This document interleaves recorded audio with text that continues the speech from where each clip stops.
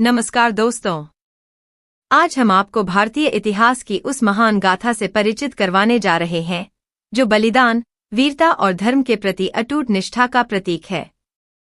यह कहानी है सिखों के 10वें गुरु, गुरु गोविंद सिंह जी और उनके 4 साहसी पुत्रों, जिन्हें इतिहास में 4 साहिबजादे के नाम से जाना जाता है।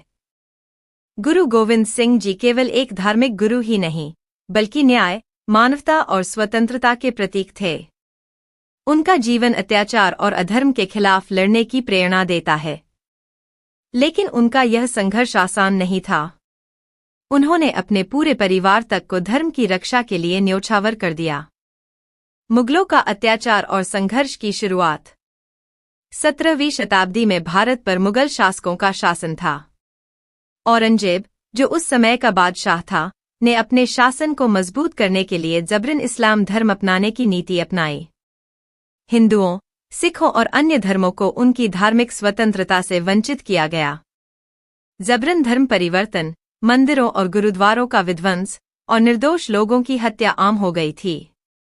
मुगलों का मुख्य उद्देश्य एक इस्लामिक साम्राज्य स्थापित करना था, जिसके लिए उन्होंने हर प्रकार के अत्याचार किए। गुरु गोविंद सिंह जी ने इस अन्याय और अत्याचार के खिलाफ आवाज उठाई। उन्होंने सिख धर्म को एक नई शक्ति दी और खालसा पंथ की स्थापना की। उन्होंने हर सिख को संत और सिपाही बनने की प्रेरणा दी। चमकौर की गढ़ी का युद्ध।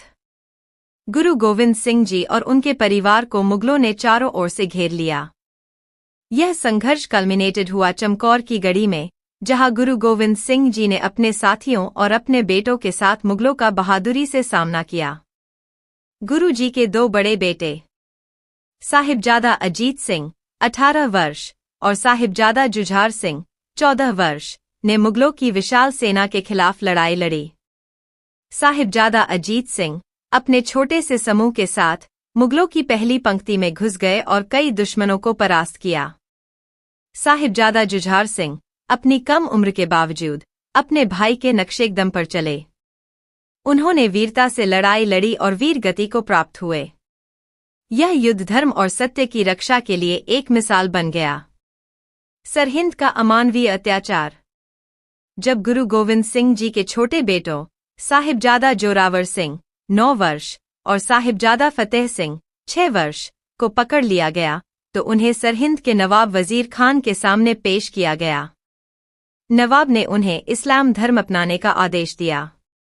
बच्चों को लालच दिया गया कि अगर वे धर्म परिवर्तन कर लें तो उन्हें शाही सम्मान मिलेगा। लेकिन इन नन्हे वीरों ने अपने धर्म और संस्कारों को नहीं छोड़ा। उनकी अडिग निष्ठा और साहस देखकर नवाब ने उन्हें सख्त सजा देने का आदेश दिया। फैसला।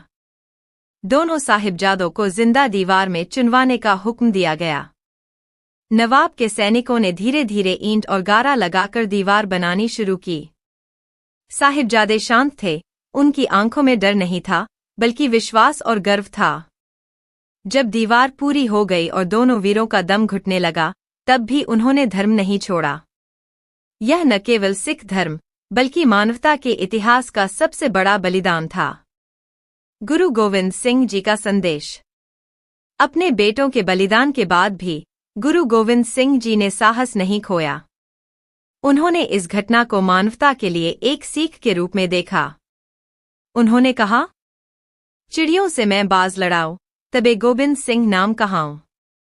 गुरु जी ने यह सिद्ध किया कि धर्म और सत्य की रक्षा के लिए किसी भी बलिदान से पीछे नहीं हटना चाहिए।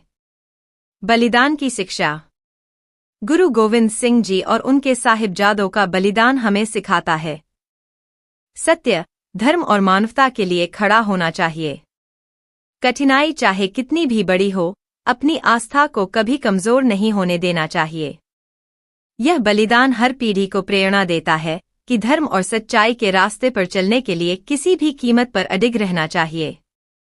दोस्तों, यह कहानी केवल सिख धर्म तक सीमित नहीं है। यह मानवता और सत्य की वह गाथा है जो हमें हर पल प्रेरणा देती है। गुरु गोविंद सिंह जी और उनके साहिबजादों को हमारा कोटि कोटि नमन। अगर आपको यह वीडियो प्रेरणादायक लगा हो तो इसे लाइक करें, शेयर करें और हमारे चैनल को सब्सक्राइब करें। अगली बार हम फिर मिलेंगे एक नई कहानी के साथ।